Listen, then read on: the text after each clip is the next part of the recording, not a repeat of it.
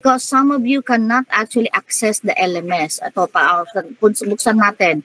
Para kahit paano, makakapasok na kasi tayo, di ba? Pag ito, pinindot ko, anong mangyayari? Oh, 1, 2, 3, makakapasok na ako, di ba? Sandali lang. Pinindot ko na. Ang pangalan natin is Section 1. Saan na yun? Asan yung messenger? Oh, ayaw niya. Ito ba yun? Hindi eh.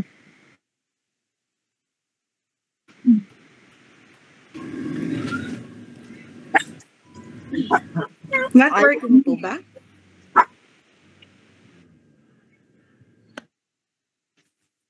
Anong pangalan natin? Wala eh. Nilagay ko po ASIBO Purposive Communication Section 1. Yung iba po nakakapag-join na. Hindi pa ako nakakapag-join. Talagang ayaw nyo. Try nyo pong i-copy yung link, then ilagay nyo sa search bar ng Messenger. Tapos itadirect kayo kay Meta. And then pag once na-generate na ni Meta, saka nyo i-click, then yun, makaka-join po kayo. Ayan nga, nag-on kasi ako. Di ba kinuha ko na nga oh. Tapos, ayan o. Ang pumapasok kasi sa Messenger ko, iyo itiyap pa rin.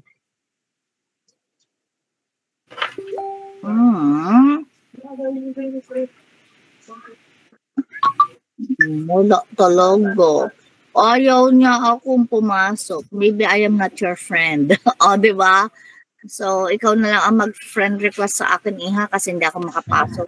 Sige po, ma'am. I'll add you na lang po.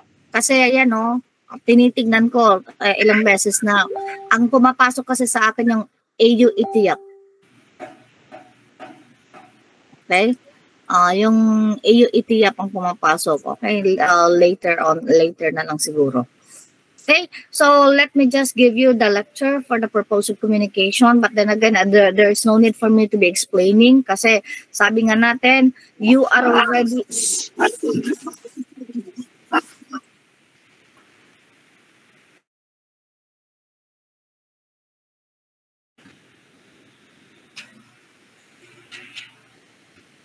And maingay talaga ang mga aso. Okay, so let me just share this to you. Screen.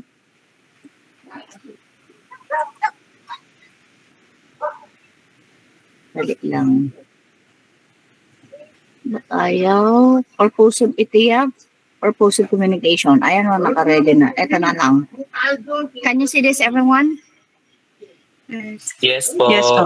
Yes po. Yes po.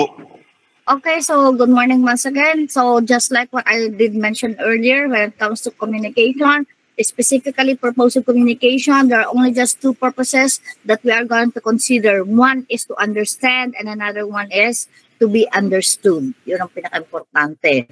So, introduction, nakalagay pa dito. Ilagay muna natin, i-hide muna natin to para kahit paano. Okay.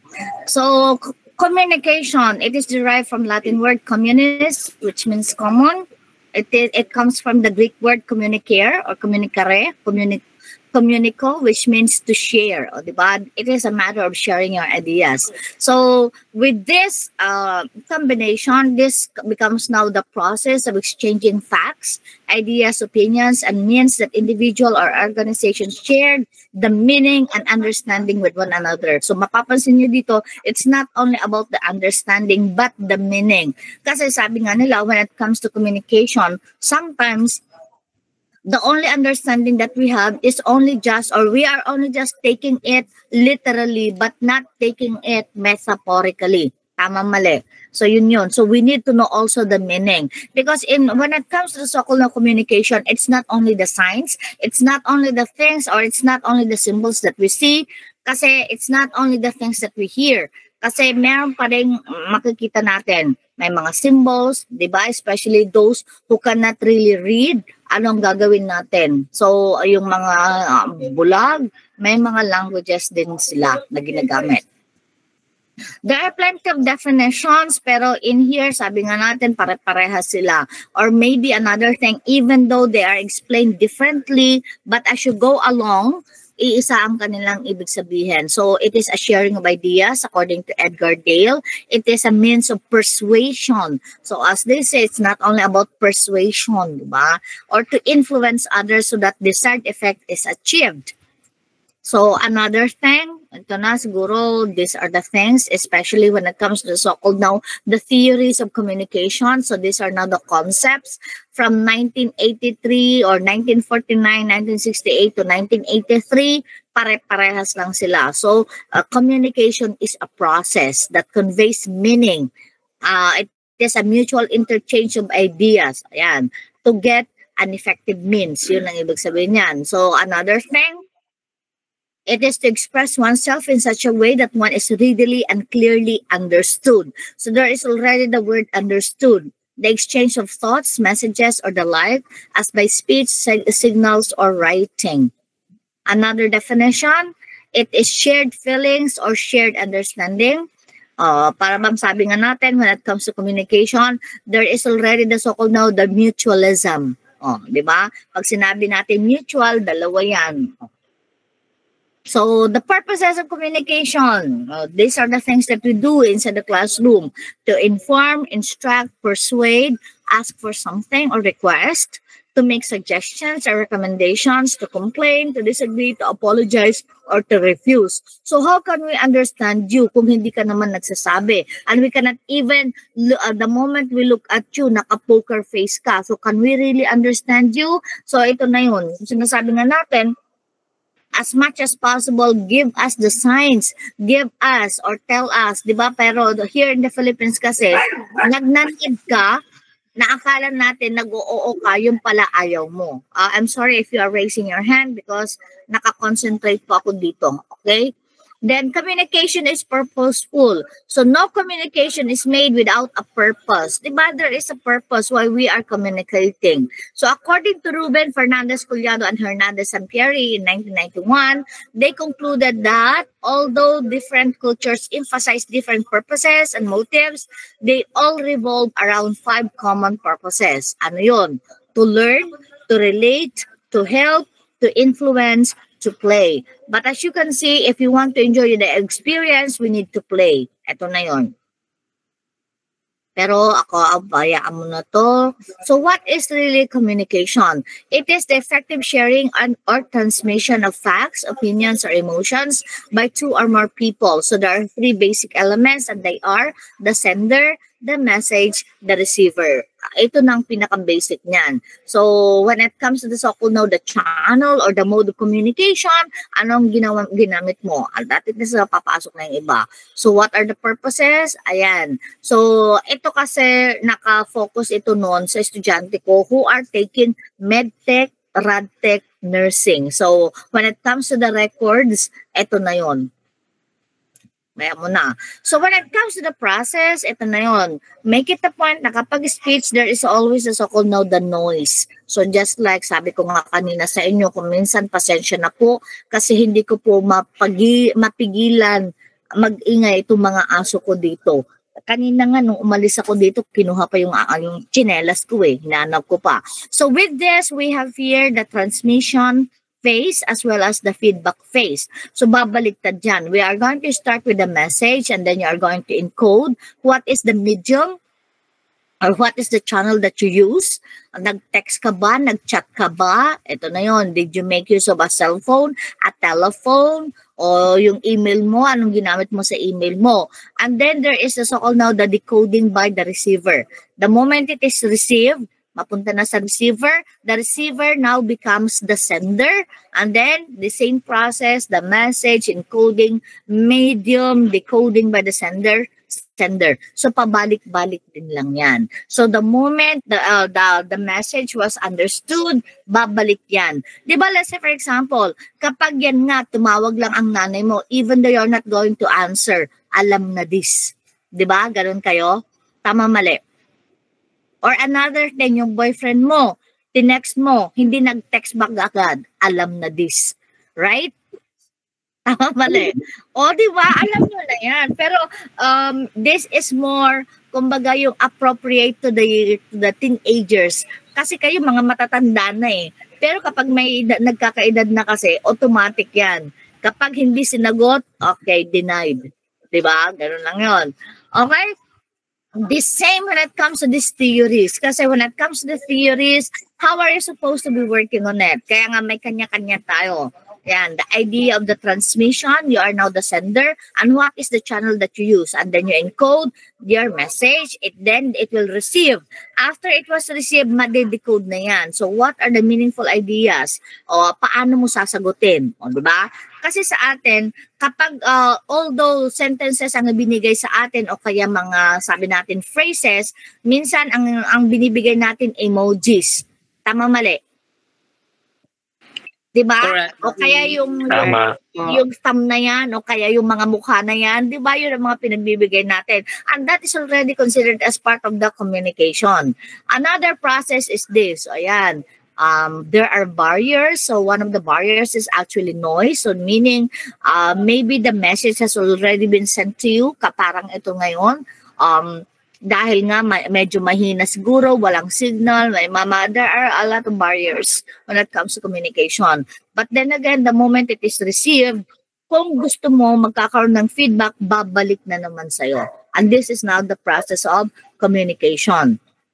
Another is this. So there is the feedback, the noise, the sender, and the receiver. So the use of channel to transmit the message. So basically, kapag itong ginamit natin, we can easily understand that the moment you have already received, magiging sender ka na ulit. Diba? Or another thing, diba, kapag sinabi natin na maganda ang transmission, maganda ang signal, automatic, you can easily receive a feedback.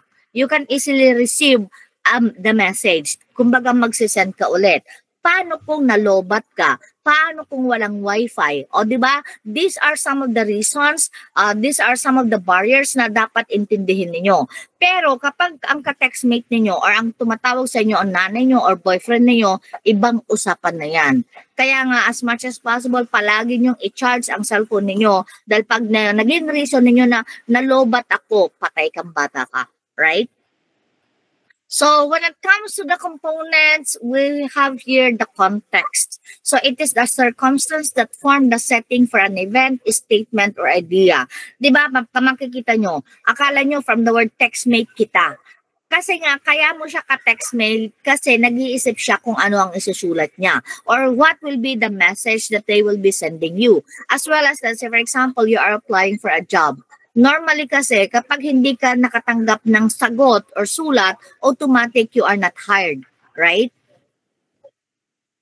Alam na natin. Pero take note, minsan sabi nga natin, ay hindi ko nakita, hindi ko nabasa, hindi kasi kita friend.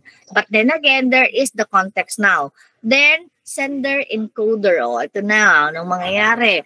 A sender or the encoder is a person who sends the message. So, ano yung sender mo? Either by words, the graphic, or visual aid. So, nung unang panahon, it's so hard for us to do that kind of sending. Kasi ang sending na yan, normally, lalo na nung panahon ko, di ba yung telegram, per letter ba or per word?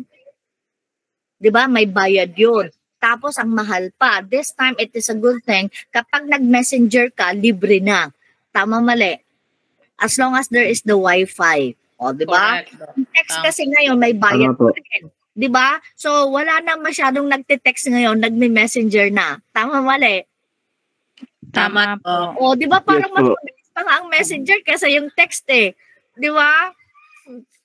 Tapos, pag tumatawag, hindi na sa telephone number. Saan? Sa messenger din. Tama, mali? Tama. Yes po. Tama po.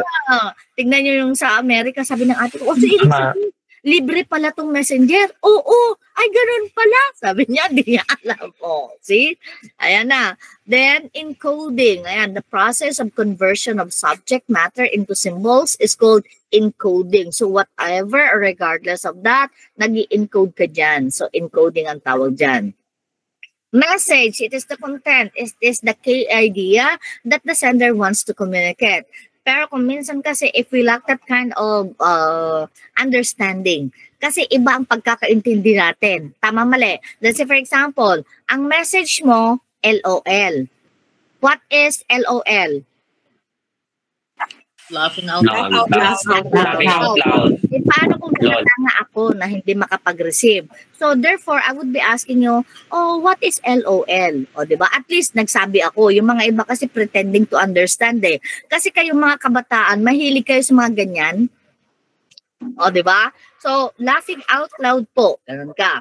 Eh, paano kung naglagay din ako ng sagot? ULOL. Pag binasa mo, ulul, di ba? Tapos sasabihin, ulul ka din. Walang hiya ka pa. O, di ba? Ganun na kayo. Pero, ano ang ibig sabihin nung nag-send sa'yo? You laughing out loud lang pala. Eh, pero akala mo yung ulul na yun, iniinsulto ka. See? So, sometimes kasi, paano mo naintindihan when it comes to the message? Okay? Then we have here the medium. So, ano yung channel na ginamit mo? Did you make use of the telephone? Did you make use of yung face-to-face? O yan na nakalagay, speaker, a writer, an audience, so such as newspaper, radio, or television. Ang recipient, obviously, decoder ka or the receiver, ayan na. How are you supposed to be responded? So, magde-decode ka na. So, there must be the so-called now expression and the fluency. So, able to be understood only by the intellect, not by the senses. May mga iba kasi hindi natin maintindihan, lalo na kagaya nga yan. Minsan, nagpadala ka ng mukha, hindi mo masyadong nakita kung ano yung mukha mo. Mukha na pinadala mo. Yung pala, tinatawanan mo na siya. May namatay. Diba? So, is it really your intention para tumawa ka dahil may namatay? No. Kasi nga kung minsan hindi mo nakikita, lalo na sa cellphone, masyadong maliit. Right? But then again, kaya yung pakialamero si AI, napansin nyo yun? Napansin nyo yun, ng pakialamero si AI? May tama naman Yes, yung ma'am, mo. Tapos biglang, pagdingin mo, ay, bakit ganitong sinend ko? O, di ba? Parang yung sabi ng kaklase ko, ay, ang sarap ng martyr mo. Eh, ang pinakita ko, mangga.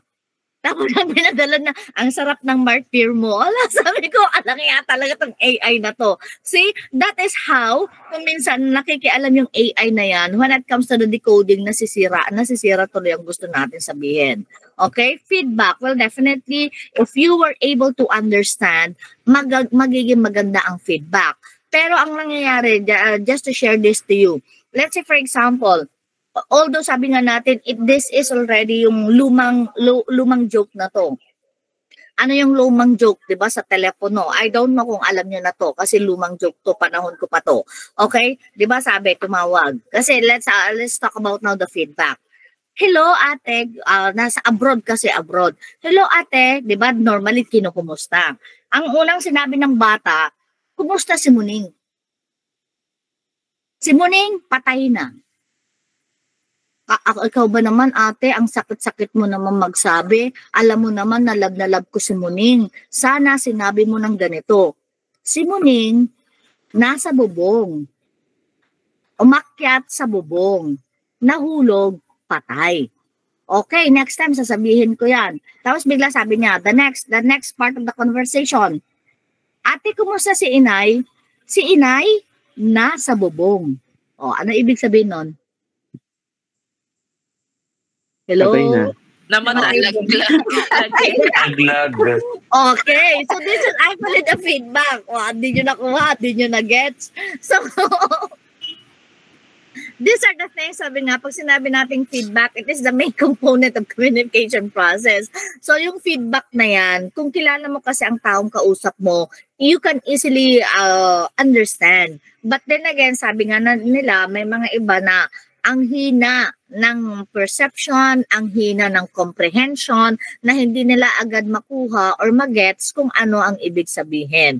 But then again, nakuha nyo din eh. Pag sinabi, nasan si Inay? Kumusta si Inay? Nasa bubong. So, nasa bubong, alam na natin yon, okay? Next. So, this is another theory that when it comes to the so-called now, the process of communication, there are variables, the interpersonal variables, and then the environment. Parang ito, may maingay kasi akong kapitbahay, nagwe-welding yata ang ingay. Okay, so we call it as a referent, the sender and the receiver, the message, the channel that is used, and then feedback. Ayan na. So here are now the models of communication. So normally ito, yung ginagamit natin si Shannon Weaver, information source, transmitter, channel, receiver, destination. So we have here the message, signal, receiver, oh, never mind. Pero kumbaga, direct to lang. There is the direct, but when it comes to the channel, there is the noise source. Bayaan mo na to kasi hindi naman to ilalagay or sa magiging examinations ninyo. Normally, ito naman ang ginagamit ko, yung components of Laswell's model. So we have here who, the sender, says what, the message, channel, the medium, to whom, the receiver, with what effect, this is what we call now the feedback. So dito parang sa model ni Laswell, parang mas naiintindihan ninyo. I don't know, pero para sa akin, this is the best and this is what I am using. So Laswell, this was actually in 1978. Ayan. Ayan. So principles of communication should be appropriate to situation, should have objective and purpose. So kung papansinin niyo when it comes to communication, let's say, bakit mo siya iti-text? Bakit ka magme-message? Bakit ka mag-chat? O di ba? Ano yung purpose mo? Magpapaalam ako na hindi ako makakapag-exam, di ba? May mga ganon. Tama, mali. Pero kung minsan naman, kung gusto niyo makipag-chismisan sa mga kaklase ninyo, create another GC. Okay? May mga iba kasi ginagawa ng chismisan. Wag. Kasi if this is considered as a formal one, whatever are the things that I ask you to do and to pass, kasi it's not only the GC, kasi sa GC ilalagay ang ating G Drive, Google Drive. So kawawa na naman. Ako na naman siguro, si Tan. Hindi, meron ka. After ng 23, meron kang 25. Hindi ko naman kasi nililista. Okay? Should be familiar and seek attention. And then there is also called now the credibility or worthy of trust. It is very important in communication. Kasi may mga iba, sa kakachismis ninyo at ginagamit yung chismisan, there is no longer the credibility. So, tandaan ninyo, kung gusto nyo makipagdaldalan, makipagchismisan, you have to create another GC. Kumbaga, pang GC ninyo, for whatever information that you need, yun ang gamitin ninyo. Kung ang mga professor ninyo gusto ng ganon, o di bahala kayo. But for my subject, as much as possible, it will be for our own interest. Yun na lang para sa subject ko. Kung kailangan ng kung kailangan yung tinatawag natin na the information or the lessons na isisend ko sa inyo, yun na. Kasi why is it that I am using the GC or I will be using the GC? Kasi majority of you does not have the access of the LMS. Tama? Yes po. That's it. Yes po. Kaso hindi pa ako makapasok sa GC ninyo. What are the importances of communication? Kung papansinin nyo, sabi nga nila, yung mga ibang babae sa inyo na walang asawa, normally, ano ang sinasabi nating si? Bakit may maraming dalaga? Okay? Bakit nagiging dalaga? Bakit nagiging matandang dalaga? Sorry ha. Ano yung si na yan? One, cash. Number 2, Commitment. credit card. Okay, the choosy or commitment cash, credit card. Another C, condo. O, di ba? Dapat C, car. O, di ba? Siyempre, kung wala kang condo, wala kang cash, walang credit card, walang car, gusto ka ba ng babae? Or the other way around? Di ba? Hindi. And then finally, ang 5C, condom. O, di ba? Yan. Kaya nagiging single ang mga babae or lalaki kasi yun muna ang hinahanap nila. The 4 C's. In communication, meron din. The moment you're going to communicate, whether it is oral or written, it must be correct, it must be clear, candid, complete, concise, consistent, coherent, courteous, credible, chronological, considerate, and continuous. Pag sinabi natin courteous, may mga iba kasi, agad-agad, you go directly. Sabihin man natin, ma'am, direct to the point, hindi. Dapat mag-good morning ka naman, say hi, say hello. Diba? Hindi kagaya ng mga iba, papasok na lang ng classroom, wala ni uy ni ay. O diba? Buti nga ang aso tumatahol eh. Ikaw kaya. O diba? yun ang tinatawag natin. These are the things that we look at you when you are going to communicate. Yan, clear, clarity, completeness, conciseness, consideration, concreteness, courtesy, correctness. Alam niyo kung bakit hindi ko sinasabi to sa inyo? Kasi these are the things that we do inside the classroom and these are intended for the students taking the regular classes. Sa inyo, hindi na. Okay? So, effective communication, how do we communicate? Effectively, we have to be clear, we have to be adequate, with a perfect timing, and there is the so-called now the integrity. Oh, yan. Tools of effective communication. In order for to have this effective communication cycle, so babalikan na naman natin the message, and then you are going to encode it, you are going to send it, then the moment it is received, she is going to decode, and then interpret. Pag na-interpret na niya at maganda, naintindihan, here comes now the feedback, which goes back to the real sender. Okay. If ever you're going to do that kind of communication, be brief, with manners. You have to use I, be positive. You have to be a good listener. You have to spice up your words. It must be clear, and there must be a good or correct pronunciation. Yan, tools for effective communication. So, these are the methods of communication. It is one way. Pag one way yan, it is a memo, fax, email, voicemail, letter. Pag two-way naman, it is phone call or in person. Just like right now, dahil hindi tayo nag-face-to-face, anong ginagawa natin? Online learning. Okay. Then, another one is collaborative. So, team meetings, consulting, consensus, decision-making, group problem solving. So kapag nag-group work tayo, it would be better kapag magkakasama talaga rather than ito, online. What are the advantages of communication? It increases productivity. Kung mapapansin ninyo, di ba, kung minsan sabi nga nila, you lack communication. Or there is already the so-called now the miscommunication or misunderstanding. Or another thing, kumibo ka naman, magsalita ka naman, nakaganyan ka na lang. How would they understand you, especially sa taga-ibang bansa? Kasi dito sa Pilipinas kasi, kahit naaasar ka na, hindi mo masabi na naaasar ako sa'yo. Nasasabi nyo ba? Diba? Kasi for example, sa mga kaibigan nyo, yung totoong kaibigan at sinabing ang pangit mo, totoo yon. Pero yung mga iba ayaw nilang sabihin dahil sabi nga natin, it hurts, masasaktan siya, kawawa naman. Yes or no? Yes. Yes. Oh. See? Yes. Kasi ang mga Pilipino, we always think na kawawa naman siya kung sasabihin natin. Pero mas magandang masabi mo rather than kinikimkim mo. Di ba sabi nga nila, it is better to have said and lost than never to have said at all. Di ba yung mga iba, takaw tingin ka na lang. Tama? Na instead na masabi mo, crush kita. Wala namang masabi kung sabihin mo sa crush mo na crush mo siya eh. Right? Hindi naman ibig sabihin na crush mo, ibo-boyfriendin mo na. Tama? Yes or no? Yes, especially tama. sa friend mo, oy friend, ang pangit ng boyfriend mo, ayaw ko sa kanya. Kaso, hindi mo sinasabi eh. Tama, mali. Tama. Ito na. So when it comes to business, just like in business, kung sasabihin mo sa kliyente mo na ganito, ganyan, but not naman na lahat na lang ng sikreto sasabihin mo. Tama? Ito na yon. So these are the communication advantages. It increases productivity, reduces stress, better understand what others are saying, better understand how to get your message across. It enhances relationships, and it saves time and money. Kasi kung puro na lang tayo na, di ba? Kahit sasabihin mo na, gusto mo ba to? Sige na nga lang. O di ba? Hindi. Ayaw ko. Kung ayaw mo, ayaw mo. Kung gusto mo, gusto mo. Naintindihan ninyo? Kasi ang hirap. Let's say for example, pag tinanong ko, anong gusto mong ulam? Bahala na. O kaya mag-utos ka sa palengke. O, anong bibilhin ko? Kahit ano. May nabibili bang kahit ano?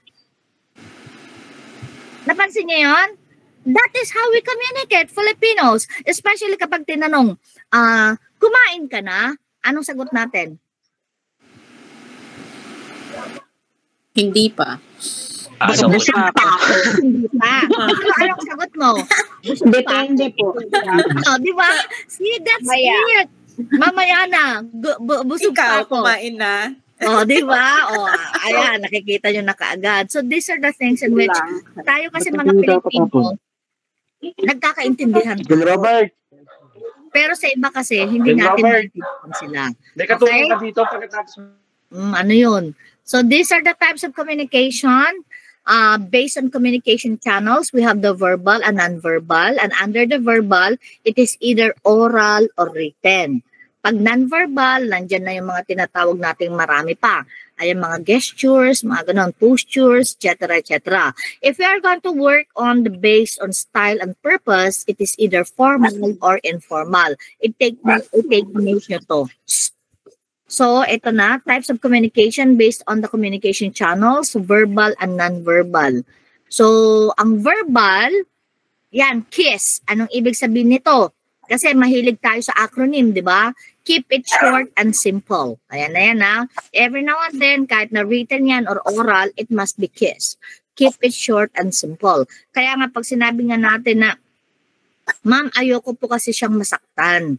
Kasi that is informal naman. Pero kung formal kasi, when you're writing a letter, you're writing a resignation letter or application letter or yung mga, di ba may mga iba, gagawa kayo ng sulat na nagkamali siya o kaya gagawa ka ng sulat na mag-a-apply ka for, di ba magbabakasyon ka, may letter yan. That is part. So that is the written communication. In the oral naman, it includes face-to-face. There is a speech, telephonic conversation, video, radio, television, voice over internet. It is influenced by pitch, volume, speed, and clarity of speaking. Kaya nga, di ba, napapansin nyo kanina, will you please make it louder? So it brings back quick feedback. Di ba kung minsan, pero tandaan ninyo, when it comes to oral communication, let us take note also of the cultural differences. Kasi mapapansin ninyo, kapag cultural differences, ang mga Ilocano kagaya ko, akala mo nakikipag-away. Yung pala hindi naman. Yung mga Ilonggo naman, akala mo ang lambing-lambing. O di ba? Napapansin niyo yon? Napapansin niyo yon? Yes, So, dapat alaman natin. Yes, So, these are the so-called now the cultural differences na akala mo at akala mo nagagalit siya sa'yo, akala mo inaaway ka, yung pala, ganun lang talaga ang pananalita. So, it would be best na makilala mo muna yung kausap mo rather than magdidemand ka na or maggaganito ka na. Or sabi ko nga kanina, we are judgmental the way we have heard this person speak. Diba? Paano kung ganyan talaga ang boses niya? Masisisi mo ba? Paano kung Bisaya siya? Paano kung Ilocano siya? Bakit ikaw? Kaya nga, yung ayog nga, ay, bitanggay nyo kaya. Diba? So these are the things that we need to consider when it comes to oral communication too. Ano yung advantages niya? It is direct, nasabi na natin. Ano ang disadvantages niya? No formal record. Unless you try to be recording everything para malaman nyo na. Okay? In the written communication naman, written signs or symbols are used to communicate. So, it is most common form of communication being used in business. Tamang-tama kayo, di ba? Business. So, ang advantage niya, messages can be edited and revised. Di ba? Pinag-iisipan. Samantalang ang speech kasi, nasabi mo na, hindi mo na mariretract. Tama-mali. Ang written kasi, hanggat hindi mo pa nasisend, mariretract mo pa. O kaya, kahit nag-send ka na nga, ma-edit mo pa rin. Yes or no? Yes. Yes. Samantalang ang pagkakasabi ang oral, nasabi mo na, kahit anong sorry mo, nasabi mo na. Tama, mali. Tama. Yun. Kaya nga kung nasaktan na yung kaklase mo o nasaktan na kita, pasensya na. Di ba? Samantalang ang written kasi, may edit mo, may backup, may record, etc. etc. Samantalang yung oral kasi, ayun na. A written message enables receiver to fully understand. Samantalang yung oral kasi napakahirap. So another thing is that ang disadvantage naman niya, written communication doesn't bring instant feedback. Siyempre pinag-iisipan yan. Tama, mali. Ini-edit mo pa kapag wrong spelling, kapag wrong grammar, na-i-edit mo yan. Samantalang ang oral hindi. Okay? So, ayan na. Messages can be edited and revised many times before it is usually or actually sent. So, written communication provide record for every message sent and can be saved for later study. Kaya nga kapag sinabi natin na document at kailangan natin yung tinatawag na approve, ito na yon. 'Di ba? Samantalang ang oral, unless you have recorded it, okay na. Okay, and it takes more time in composing a written message as compared to word of mouth. Do you agree? Yes. Kasi iniisip mo na paano kung masaktan ko, paano kung ganito. Tapos with the many vocabularies that you have in mind, paano kung hindi niya maintindihan? O, di ba? Yun na yun. Or the language that you're using. In the nonverbal communication, we have here the gesture, body language, posture, tone of voice, or facial expressions. So we are going to consider also the appearance of the speaker. Diba, sabi nga nila, especially when you are applying for a job, you have to dress for success. So the clothing, the hairstyle, neatness, use of cosmetics. Kaya akala nyo yung mga babae, kasi kung minsan, kasi you need to be adding life. Kaya nga nagli-lipstick ka para hindi niya sabihin na may sakit ka. Yung surrounding ninyo, let's say for example, take note ninyo, 'di ba, dapat hindi madilim. So the room size, the lighting, the decorations, the furnishings. Yung body language naman, you have to take note of the facial expressions, the gestures, as well as the postures. And when it comes to the sounds, you have to take note of the voice, the volume, and the pitch rate. But then again, pag sinabi nga natin, culturally speaking, kakaiba tayo. Tayo mga Pilipino. Pag sinabi kasi mga Pilipino, we cannot easily say na Pilipino kasi yan. Hindi. Kasi kapag nakagawa ng tama or maganda, kaaya-aya, Pilipino kasi. Tama, mali. Pero kapag gumawa ng kalokohan, sasabihin nyo, baka Bisaya yan, baka Ilocano yan. Hindi niya sasabihin, Pilipino kasi yan. Agree or disagree? Uy, hello. Agree. Agree. Kaya nga, when it comes to identity of the Filipinos, kakaiba. Pero pag sinabi mong American, Amerikano kasi, automatic. Why? Kasi yun na ang kanilang kultura. Samantarang dito kasi sa Pilipinas, kakaiba nga. Kagaya ng sinabi ko, kapag maganda, Pilipino kasi. Pag hindi, Ilocano kasi yan, Bisaya kasi yan. Hindi niyo masabi Pilipino kasi. Tama? Oh, yun na yun. So these are the things that we need to consider. Okay, based on purpose, formal communication, it is the downward, outward, upward, horizontal, diagonal. Kaya kayo nagtatrabaho na kayo, it's not about going directly to the president when you complain. 'Di ba? Meron kasi kayong boss under the ganito. O, 'di ba? Meron kayong sinusunod na 'yan. So ito na, formal communication style. Ayan. Sales manager, assistant sales manager, sales officer, salesman. Kita nyo? Ganito yan ang ginagawa ninyo. Tapos yung upward communication naman, we have here the lower management, middle management, top management. So yun. Then ang vertical communication, ito, yung itsura ng vertical communication. Kahit na downward ka, upward ka, you can go directly or parang parehas na rin when it comes to communication. Never mind that. Wrong spelling pa. Okay? Ito naman yung diagonal.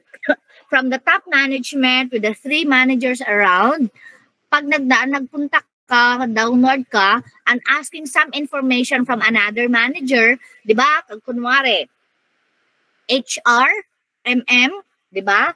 Marketing management, at saka yung operational management. Pag operational management ka, yung mga logistics, di ba? Kunwari, gagamit kayo ng logistics, kahit nasa HR ka, makikipag-usap ka ngayon dito sa manager. You get it now? Ito yung tinatawag nating diagonal communication. If it is an informal communication, well, basically, you use it every day. Diba? Sa bahay nyo, sa mga kaklase ninyo, informal yan. Pero when it comes to building relationships, kasi nga, diba, kunwari, just like in Japan, kung bago ka kasing worker, pagdating ng gabi, meron kayong tinatawag na team building. Iyon ang tinatawag na informal communication. Kung kailangan nyo mag-inuman, sumama muna kayo. Eto na yun. Okay? Tapos, we use this type of communication with our family or friends. Grapevine. Ano to? Diba normally, nagkakaroon kayo ng mga chismisan sa loob ng offices ninyo? Kahit bawal ang chismis? Tama, mali? Tama. Tama. Pero wala namang masama kung magkwentuhan. pero wag namang magchismisa, no? 'Di ba? News mongering na 'yon. So, it is also called as backbiting, backstabbing, kasi nga yan na, ayan na, rumors, did you hear about that? O, 'di ba? Kasi minsan pakialamero kasi tayo mga Pilipino, 'di ba? Data gathering daw po yun.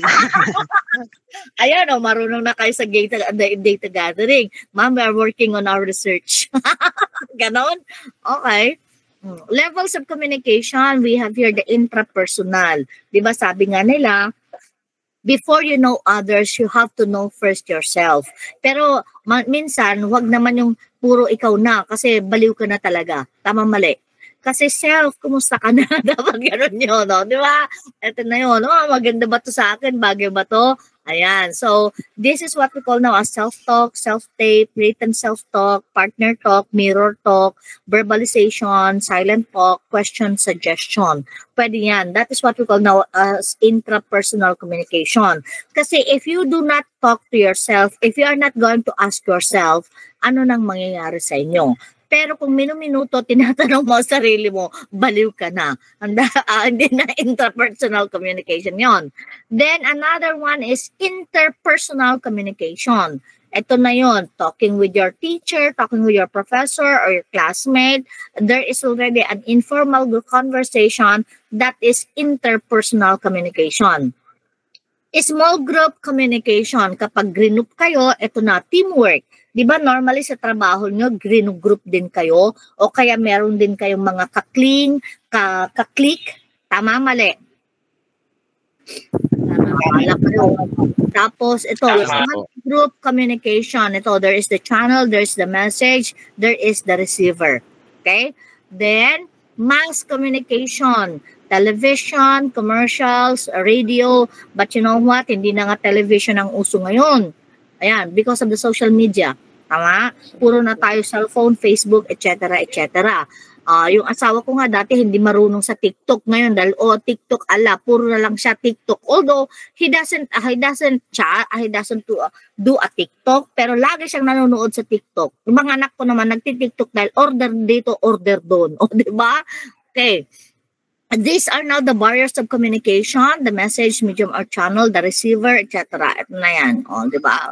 Okay, so we have the encoding barriers, transmitting barriers, decoding barriers, and the responding barriers. Okay? Yan. Physical barrier, kasi yan perceptual barriers, kasi nga, di ba, you cannot actually tell your classmate or tell your office mate na ayaw mo sa ginawa niya sa'yo. Di ba? You cannot even confront. Tama mali. O kaya another thing, paano kung matanggal ako sa trabaho? Paano kung hindi ako ma-promote? Di ba? Baka may nasabi akong mali. Di ba? These are the things, these are what we call now as perceptual barriers. Next is emotional barriers. O normally, di ba? Hindi mo masabi, lalo na yung ka-office mate mo. Diba yung ka-office mate mo, bakit kaya galit na naman siya sa akin, ano bang nagawa ko? O kumbaga sa personal life mo, o di kayo nagkakaintindihan ng boyfriend mo. Then, cultural barriers, just like what I'm telling you, kapag cultural barriers, dito na lang sa Pilipinas, may cultural barriers tayo. Kaya nga mapapansin nyo, bakit ang kasama mo puro Ilocano. Sila nagkakaintindihan at hindi mo sila maintindihan. Tama mali? Tama. See? Ganyan yan. Lalo na ngayon, kung yung mga iba naman na nasa BPO call center, nasa call center, you have to know more their cultures. Accepting the cultures. Yan ang tinatawag ko na let us put ourselves into the shoes of them. So that, dating ng cultural barriers, magkakaroon ng pagkakaintindihan. Emotional barriers. Ayan, emotions, common emotions. Semantic barriers, yung language natin. Dahil nga puro Ilocano, puro na Ilocanong ginamit nila and you cannot even understand them. Mamaya, binibenta ka na. Right? So there is from the semantic or language barrier, kasi kung minsan natin, we cannot really understand kasi may kulang. Ayan, nagkakaroon tayo ng error in judgment. Right? The language barrier, meron pa, gender barriers. Kasi sabi natin, kung kaya ni Mrs., kaya ni Mr., or kaya ng lalaki, kaya din ng babae. Tama? Ayan na. Ayan. Language barrier, gender barrier, This is actually intended for women. Di ba, gano'n sila? Pati rin yung tinatawag natin sa DPWH, lahat ng engineer dapat lalaki. It shouldn't be that way. Kasi kaya naman ng mga babae yan. So, interpersonal barriers, you lack the trust, you lack the knowledge of nonverbal communication, you wish to capture authority. Di ba yung mga iba feeling authoritarian? Di ba yung mga iba hindi naman leader pero nagle-leader-leaderan? Di ba? Yan, psychological barriers naman, maybe it is you have the poor communication, you have confused thinking, you have your own attitude, then you have the fear and anxiety, you lack the interest and lack of listening. These are part of psychological barriers. Yan. And interpersonal barriers. So, how to overcome barriers? You take the receiver more seriously. There must be a crystal clear message. Di ba? Sabi naman natin kanina ba? It must be with clarity. Delivering messages skillfully, focusing on the receiver, using multiple channels to communicate. Kasi minsan nakarely ka lang sa chat. Paano kung nasa messenger siya? O kaya meron pa yung email? O di ba? Lahat dapat na pwede mong gamitin when it comes to channel. Huwag mo sabihin, hindi naman sumasagot. Di ba? Tama, mali. Parang ako, bakit hindi ako sumasagot? I do not want. O ayoko ng PM. Kaya nga, nagpapasabi ako na magkaroon kayo ng GC. Kasi kung individual PM yan, kung 40 kayo, napuno na ang feed ko. Tama, mali? Tama. You're not the only students that I have. You're not the only GC that I have. Okay? O, di ba? Tapos magpi-PM ka, sasabihin mo, ma'am, may PM po ako. Patay kang bata ka. O, di ba? Ang hirap nun. Tapos kung hindi naman nakakahiya na, ma'am, absent po ako ngayon. Ma'am, may sakit po nanay ko. Ma'am, may sakit po ako. Di lagay nyo sa GC rather than, ma'am, may PM po ako. Tapos sasabihin mo, ma'am, may sakit po ako ngayon. Bukas na po ako mag-exam. Di ba ang sakit nun? O, di ba? Then, ensuring appropriate feedback. And finally, be aware of your own state of mind, emotions, or attitude. Kasi sa atin, ang problema sa atin, nakikita natin ang iba, pero hindi natin nakikita ang sarili natin. Tama, mali? Tama. Umamin na tayo. Kasi sabi ako din. But then again, sabi nga natin, kung kayong nakakaintindi, di ba, yun ang turo ni nanay. Kung ikaw nakakaintindi, mas lawakan mo ang pag-iintindi mo. Di ba yun ang palagi sinasabi? Yes or no? Tama. Pero when it comes to relationship, bahala ka sa buhay nyo. O, di ba? Especially yung personal relationships ninyo sa boyfriend nyo, bahala ka sa buhay nyo. Okay? So, overcoming the barriers of effective communication, there must be connecting with the audience, checking for understanding, use simple words, the body language, the smile, eye contact, gestures, tone, the cultural sensitivity, seeking participation, summarizing what has been said, and there must be effective questioning. Communication skills is the ability to use language which is receptive and express or expressive information. Effective communication skills are a critical element in your career and personal lives. So ito na yon sa inyo na to kasi you have your own careers, you also have your personal lives. So communication goals to change behavior, to get action, to ensure understanding kasi may mga edad na tayo, to persuade, to get and give information. How do you develop your communication skills? You have to explore the related skills such as your oral, written, and nonverbal. Pag sinabi nating oral, when it comes to your presentation, audience awareness, critical listening, and your body language. When it comes to written, your academic writing, your revision and editing, critical reading, presentation of data. And for the nonverbal, you have to take note of your audience awareness, the personal presentation, and your body language. Okay na? Tapos na yan.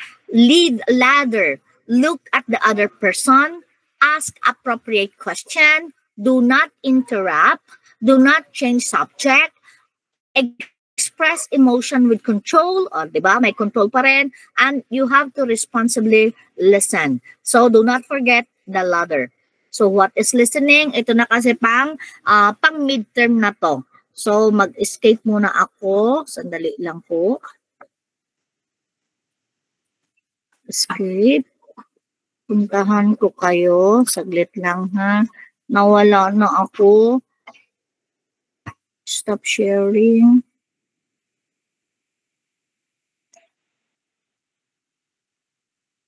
But ayaw na niya.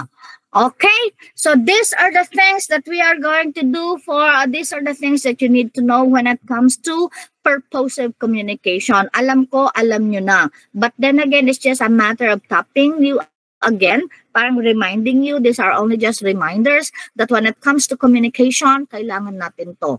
Okay, so your assignment, siguro kung kasama na ba ako sa chat, tingnan ko nga sa GC.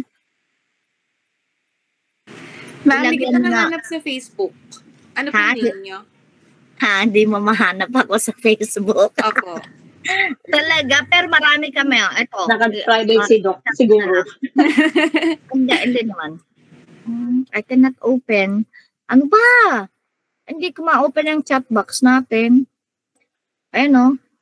Napapansin nyo, pindot ako ng pindot. Ayaw. Hanapin mo, Doc Miles. Ay, nag-stop na ako. Sige po. Doc Miles. Pero i-check mo mabuti kasi marami akong nakitang Doc Miles. So you go over with the picture para ikon mo pag sinama mo na ako, magkukan na ako. I-accept ko na. Okay, kindly open your cameras and let us have the picture. Yan yung makikita na I always make use of my 4 hours. Kasi open your cameras now. Nag-stop na ako. Ano kayo nangyari? Ayan o. But you can hear me, right? Loud and clear. Yes po. Yes po. Yes, ma'am. Can you open your cameras and let us have the picture then? Sandali lang. Palitan ko nga muna. I-stop mo na ito. Ayaw din. Ayaw na. Ayaw talaga na stuck na ako. Hindi ko alam anong nangyari.